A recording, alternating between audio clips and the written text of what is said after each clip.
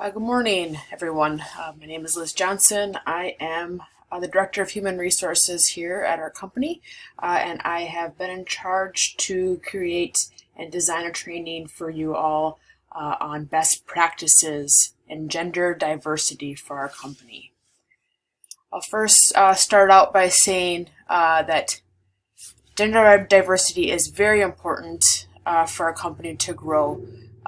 First of all, I'll start with a quote that says, nationwide, women make up only 40% of the average company's workforce at the professional level and above. Women are still staggering 217 years away from closing the gender gap in terms of labor market opportunity, education, health, and political clout. And that is by the Global Gender Gap Report of 2017. First of all, the reason why this is really important is gender diversity has improved over the years. We still have a lot of work to go here when it comes to the company. It is slowly improving overall in the workplace, slow in developing and advancing women into leadership role. Especially when we come to millennial women that come into our workforce, they nowadays are well educated, they're ambitious, and they're talented women that want to advance in their career and not stay stagnant. More women are not going and having children and then coming back to the workforce. They are staying in the workforce even through having children. With this advancement and having more women and having a bigger gender diversity, we will show a great growth for our company by having this. It also continues having a equal pay, equal treatment, and equal growth throughout the company. Even stated that most women get paid less than men. We are working on that at our own company and driving that gender diversity and having equalness across the board. So there does come with this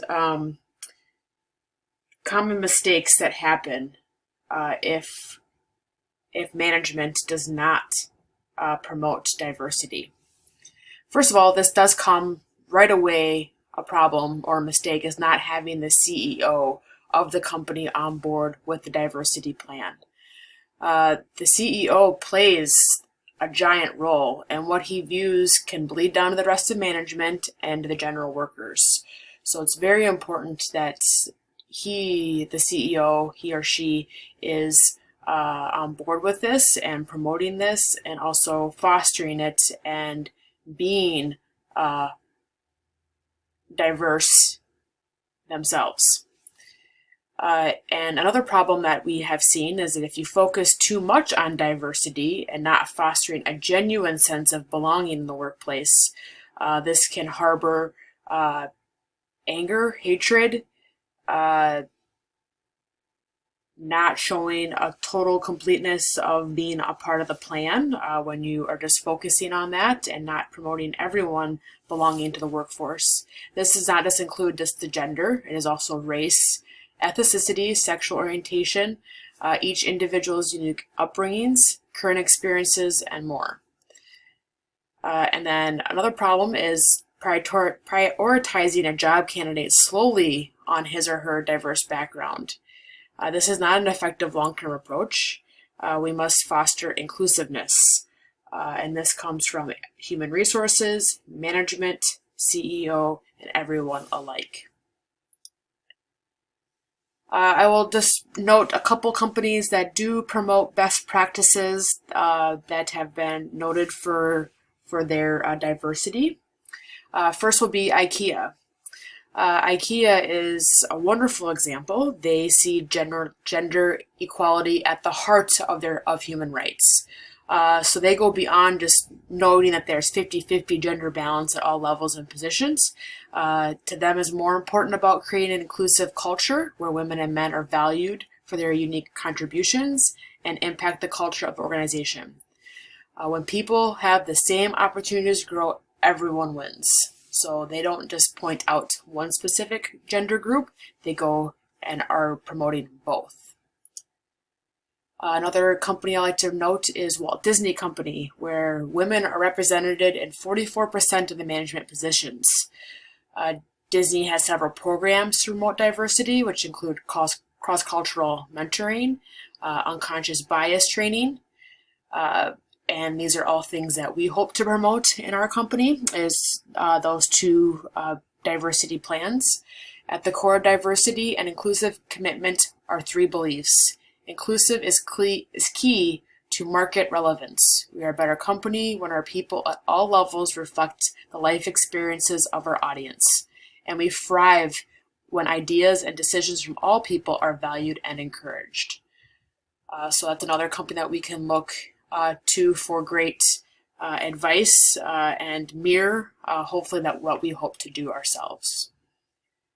So with that, best practices that we can take away from our company is that we can be a leader, become a role model, become an advocate for individuals, young professionals, especially since they tend to emulate their leaders whom they can relate to by means of career path, diversity group, or else concept.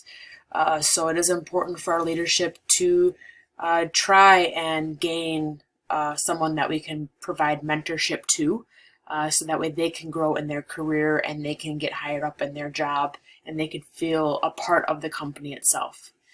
And then we're also, another best practice is having a diverse resource group. So this group is as people that a resource that current employees can go to develop and advance by having others to support them in the same diversity group itself, so that way they feel a part of something. So in conclusion, we as a company need to have the right approach and attitude when it comes to gender diversity. As management, we are all in the differential point for, as management, we are the differentiating point for an employer, a value that offers positive visibility and long-term sustainability to this organization. So thank you guys for joining. These are the references that I used for this training platform. And if you have any questions, you can always give me a call. It's Liz, and I'm the Director of Human Resources. Thank you.